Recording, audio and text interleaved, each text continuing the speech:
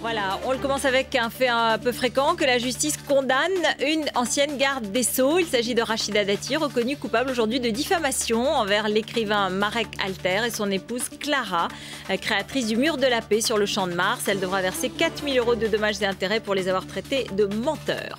Le maire de l'Île-Tudy dans le Finistère n'est pas content. Il n'apprécie pas que son petit village breton apparaisse dans la dernière campagne du Front National. Derrière le photomontage du couple, pour info, le parti de Marine Le Pen ne dépasse pas 3,39% des voix en 2007 dans ce village.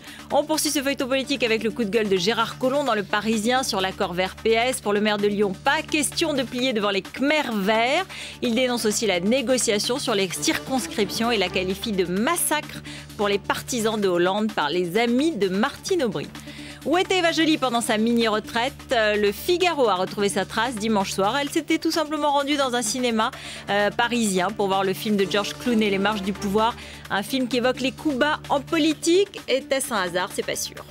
L'œil de Benjamin qui revient sur le cafouillage du Parti Socialiste ou le bafouillage du Parti Socialiste sur l'affaire d'Agnès. À tout de suite.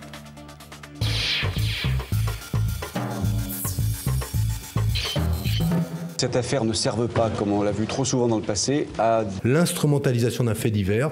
À visée électorale.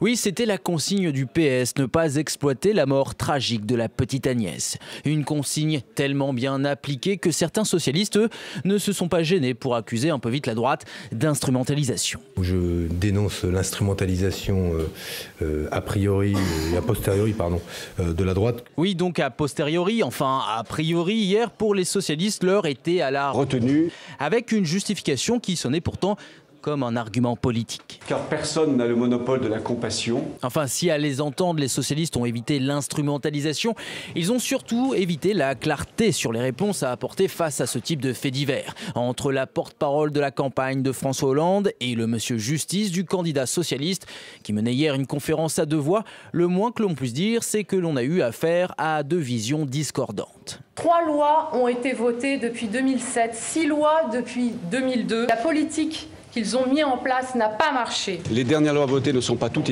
inefficaces. Oui, un manque de clarté, à tel point qu'André Valigny pouvait paraître confus, voire même contradictoire, tantôt condamnant le trop grand nombre de lois. L'inflation législative, à laquelle nous assistons depuis une dizaine d'années.